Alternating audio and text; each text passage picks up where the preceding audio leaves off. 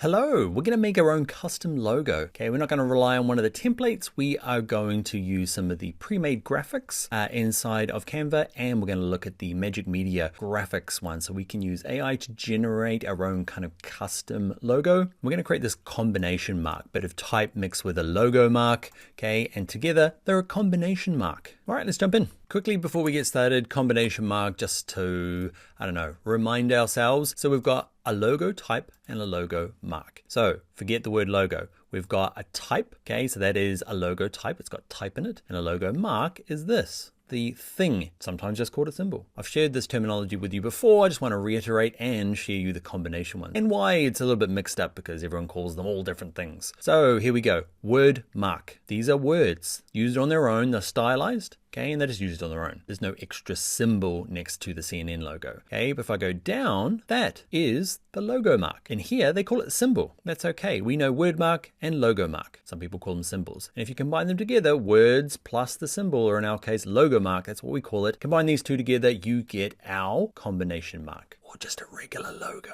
But anyway, this is the more typical way of doing things. It takes a lot of branding and branding dollars to just have a symbol on its own. It has to be quite well known. If you did this and Target wasn't in every American city's store, I'm not from America and I even know what Target is. There's no Target in any of the 3 countries I've lived in, but I know what it is because they spend a lot of money on marketing and branding. It's part of pop culture. Whereas say this one here on its own, without this, it's going to be tricky. This one here might get away with it because Dropbox is quite ubiquitous. Same with the 3 stripes. This one here, not so much. Needs the text. It needs this combination to get by. All right, quick with the talking, Dan. Let's get into the making of the logos. All right, to start with, let's go to the Home tab along the top. Let's create a new design. We're looking for logo. Okay, you might find it recommended to you along the top. If you can't find it, go into more. It doesn't really matter. We're using logo because we want all of these tools available, and most of the things you start with have these. But if you started with, say, doc, we looked at it earlier, it has a different kind of interface. So it's probably best starting with logo. We're starting with a blank one. Okay, so what we're going to do is add our type. So remember T for the type tool. I'm going to kind of go through this fast and just add my text. All right, so I've added some really plain text. In a little while, we'll look at kind of picking the right text for your logo. But at the moment, we're working on this kind of combination logo part. So just put in 2 bits of text just so that we've got something to kind of balance against. I've made mine big and bold for no good reason. Remember, we're going to pick fonts later on. The first thing we're going to do is start with a pre-made graphic. Okay, so we're going to go to elements and we're going to go down to graphics, and graphics is where you might find something that's going to work. So I'm going to type in Fox and just have a look at what pre-made stuff are inside of Canva. Okay, so there are lots of pro ones. I really like this one. And the cool thing about it is I do get to change color of this one if I need to. So have a look through. And what I'm going to do is I'm going to select this. Okay, so I dragged a box across all of them. I'm going to move this to the top. And before I start dragging it, I'm going to hold down the Option key on a Mac, Alt key on a PC so I can get a duplicate.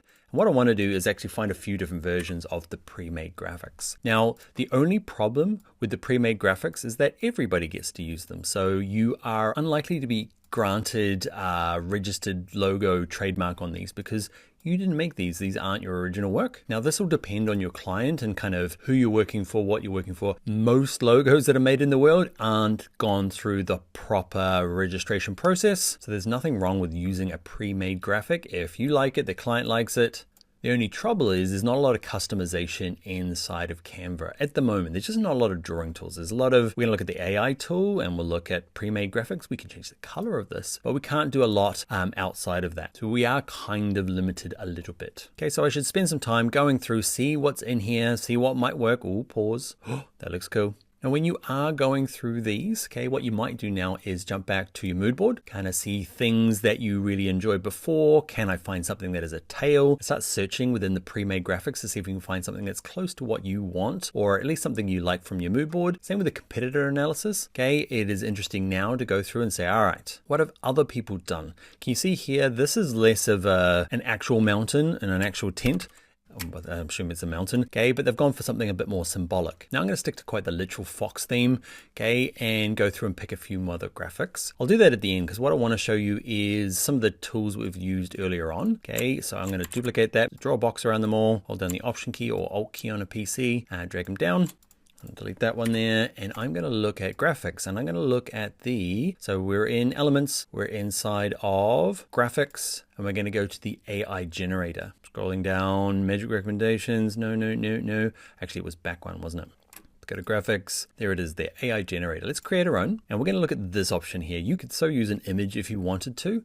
Okay, graphics tend to, be the more, iconic. When I say iconic, I mean iconographic. That's not a word, Dan. Simple flat vector graphics that might work better as a logo. So I'm going to type in Fox, and Fox's, I'm going to put in Foxtail. Oh, that is cool. Okay, so I've clicked on that, so it's moved it out here. Let's go back into there. Let's go back into my generate. And what you'll find is, let's say this one here, unfortunately at the moment, the thing that you feel like, oh, I just want to pull the Fox out of that. It's kind of smushed in there, and I can't work out a way of getting inside of it to kind of pull it apart. Okay, at the moment, it's kind of a fixed graphic. Hopefully that'll change in the future, and you can pull elements out and get a bit more vector drawing inside of Canva. For the moment, we're kind of a little bit limited with what we can do. But when you do find something you do like, okay, so you like this, you're like, oh, feather, fox's tail, you can say generate more like this. Okay, and it will go through and make another set similar-ish to this. All right, those are all very too similar. Okay, I'm gonna go fox's tail and in the shape of a tent logo. Now, one of the things we're doing as designers these days is there's a lot of kind of like prompt designing, okay, where you're trying to like think of ways of getting AI to help me as best as it can. It's getting better. Oh, I do like this. There we go. Okay, and I'm gonna work my way through now and just do nothing more than type stuff in and see if I can get kind of a result that I'm thinking about. And remember, jumping back to my mood board, don't worry about fonts and colors. We're gonna do those in separate videos, but I want you to, well, I'm gonna set a class project now, and we're going to type out some basic text and then come up with some versions of our Fox logo. Now, earlier on, I said these ones here would be tricky to get as a registered trademark because it's not original. You did not make it. This, because it's AI generated and it was human interfaced. Okay, I typed it in, I kind of encouraged it to give it for me this. It's unique. I could go through the logo registration process, okay, and it's totally valid during the registration process, which very few people, unless you're a large company, go through the process of. It just needs to be original, can't be copying anybody else. But just so you know, these are unique enough to be used in kind of a process where a larger company might go through and register the trademark. If you want to learn more, there is a learn more option here, okay, just about how to use some of these AI generated graphics. All right, so we've made ourselves a logo mark mixed with some text, making it a combination mark, which is super typical if you look at our kind of competitors, or at least the most of them there.